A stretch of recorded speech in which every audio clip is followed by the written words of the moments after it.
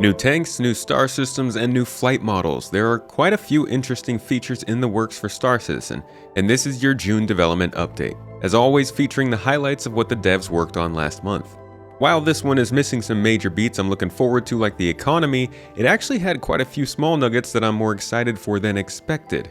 And while you're watching, make sure to keep an eye out for that secret code in this video to get a bonus entry into my Ares Inferno Capital Ship Killer giveaway at the end of July.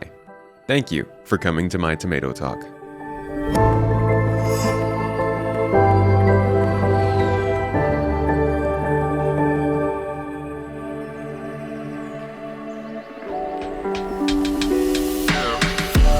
Every month we start out with AI news. A lot of these advancements are more likely for Squadron 42, but there are a few interesting highlights here.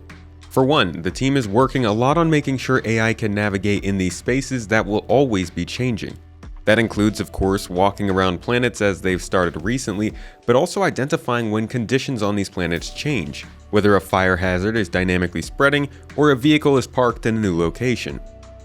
They're also working on zero-G transitions between ships and EVA through airlocks, hopefully with no flopping involved. When AI companions and crew begin to be a thing, NPCs will need to do all these actions that we can. This work fed into the support going into navigation links. These are connecting points between components in the world. Doors, elevators, airlocks, ledges, and more are all connected in navigation links that determine the transition point for an AI en route. Obviously, a pretty important aspect for a game with freely moving AI.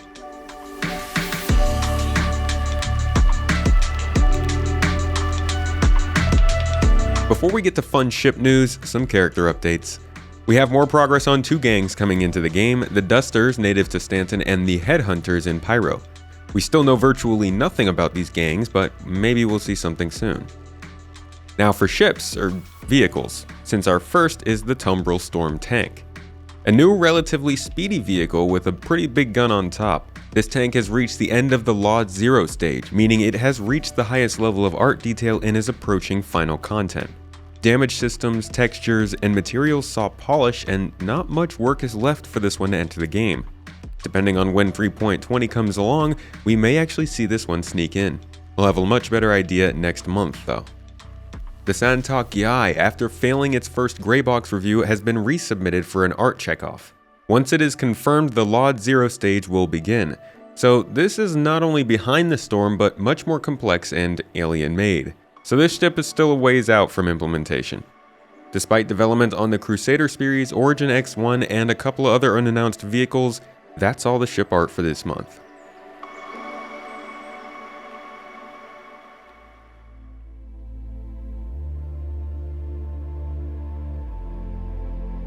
While engine development is probably the most important thing going on, most of it goes over my head. So let's look at the interesting bits I understood.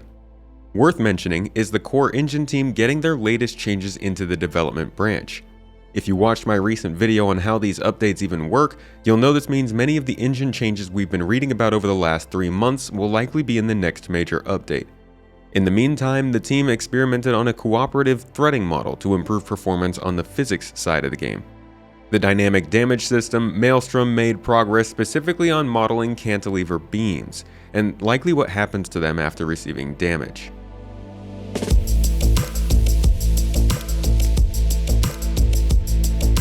Now for game features, the good times. Let's start with Arena Commander, the poster child of Alpha 3.20. One of the major additions we hoped was coming to 3.20 but has recently been revealed as delayed is in-game vehicle multi-crew spawn selection. Much like in Battlefield games, players will soon be able to choose a seat in a multi-crew ship that they can spawn straight into. Unfortunately, since being revealed in ISC a couple weeks ago, it has been delayed out of 3.20. The Tank Royale game mode that sees players battle it out in tanks saw a change from Magda to 2 other possibilities for maps, Daymar and Maya, another Arena Commander map. This is just based on picking the most interesting map for the game type. Finally, the team concluded work on 3 new experimental modes that will have access to master modes in 3.20. This is significant for 2 different reasons. First, the testing on master modes is clearly going to be intensive. If testing is starting in Arena Commander, they're aiming for quite a bit of data, so the actual implementation into the PU could be multiple updates later. And 2, Well, it's Master Modes. This is the new and likely final major change to the flight speed in-game. Now, instead of having one continuous flight mode from 0 to 100, you'll switch between a combat and navigation mode. In nav mode, most power will go towards acceleration, draining your shields and weapons but unlocking higher speeds. In combat mode, you'll be in a defensive stance but with lower speed. This is meant to complicate the cat and mouse dynamic of chases and decrease the speed of dogfighting for more interesting encounters. I wish this was being done in a more immersive style, maybe using the resource management system, but I'm interested in seeing the effects. Obviously, this will take a lot of testing and refining to make work correctly for all ships without affecting other parts of gameplay. Good luck, CIG.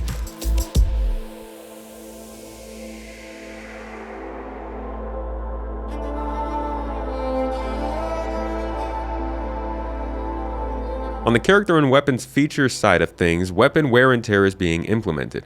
This will lead to higher frequencies of jamming, overheating, and general jank if you don't occasionally care for your weapons.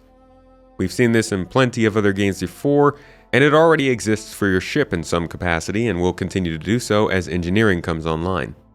Generally, this won't come as a surprise given previous looks at the feature. The inventory screen also started to see work on minor revisions. This includes a first-person view of the inventory that allows players to access the basics: med pens, ammo, grenades, and weapons. This will be a great move back to Star Citizen's focus on first-person interaction and immersion. From gameplay features, work on vehicle tractor beams continued with the Argo SRV towing its first ships. This could give us a barometer on where vehicle tractor beams are in development, but there's not quite enough info here yet. I went into detail on which of these features might make it into the game by the end of the year on my latest podcast episode with Casa Black Gaming.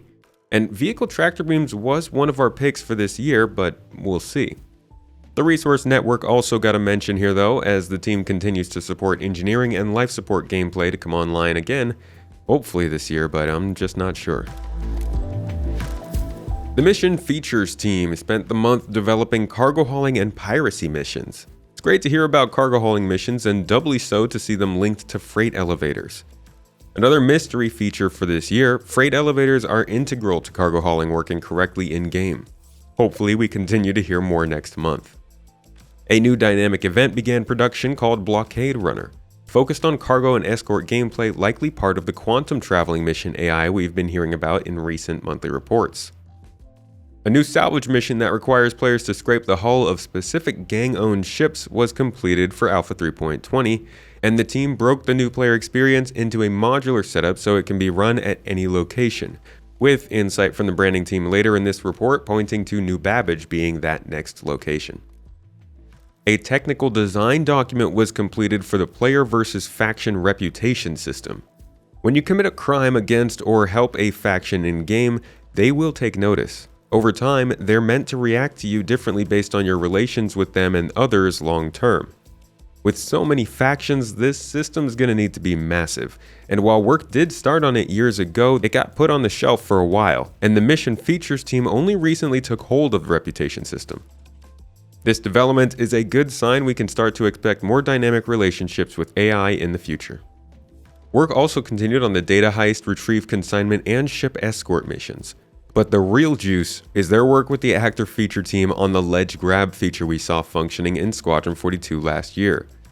This feature has been sought after by players for at least 6 years now. Since the Cutlass Black and Caves entered the game, players have cried out for better platforming, and it's finally looking like we'll start seeing it soon. TM.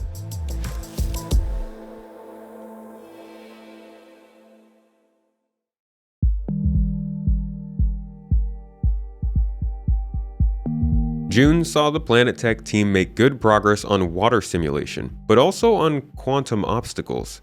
If this is referring to quantum travel, this could be some of the development going into obstructions to quantum travel, which eventually leads to the Aaron Halo Belt gates. The graphics team spent time bug fixing, developing the temporal upscaling system, and progressing on the ray tracing prototype. They also continued work on Gen 12 and the Vulkan API, as well as the Maelstrom damage system. VFX prepared for upcoming changes to weapon effects, work on fire and burn effects, and improved lightning to allow it to trigger ship shields when it strikes a ship.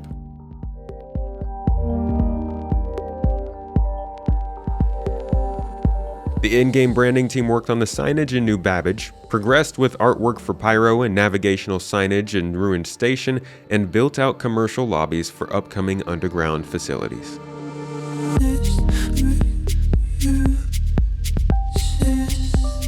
In locations, the EU team continued to work on space stations in Pyro to continue diversifying the locations and provide a tangible contrasting atmosphere to Stanton.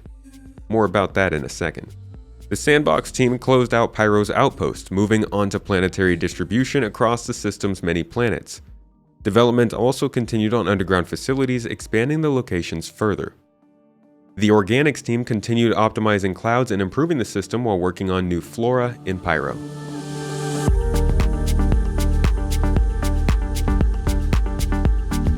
June saw the narrative team focusing a lot on developing the Pyro system as a truly lawless system. The studio is really aiming to draw a distinct line in the sand of what a relatively normal system will look like compared to a frontier system.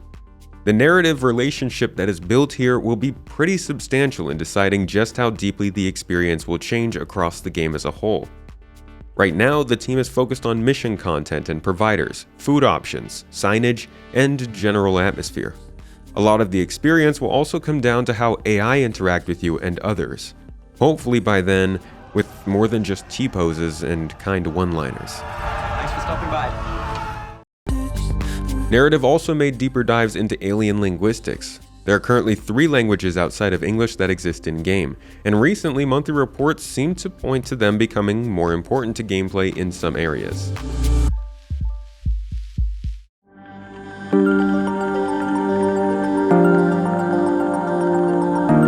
It's always worth mentioning when it comes up, but the SST team, who we would usually look to for economy news, began planning on a service refactor in support of server meshing.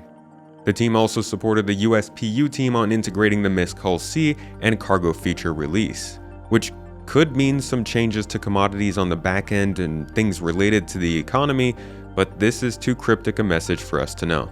If you're interested in learning more about why this is such an important topic, I released a video about the Hull C problem recently.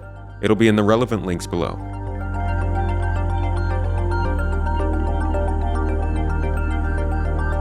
The VFX team increased support for several locations across Pyro: Ruined Station on the interior and exterior, derelict settlements, and outposts. The team also supported new platforms on Orison, likely including the new mission areas placed across Crusader, and they progressed on several ships throughout the month.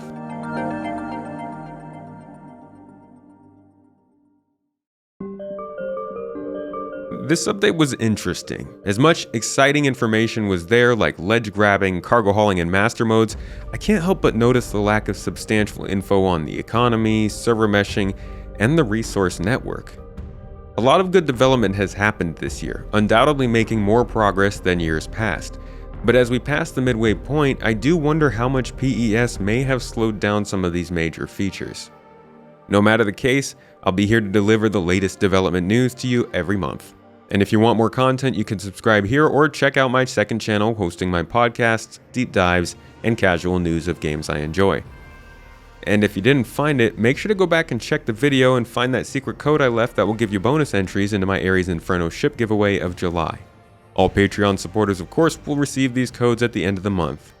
I hope you learned something new in this video, and I'll catch you in the next.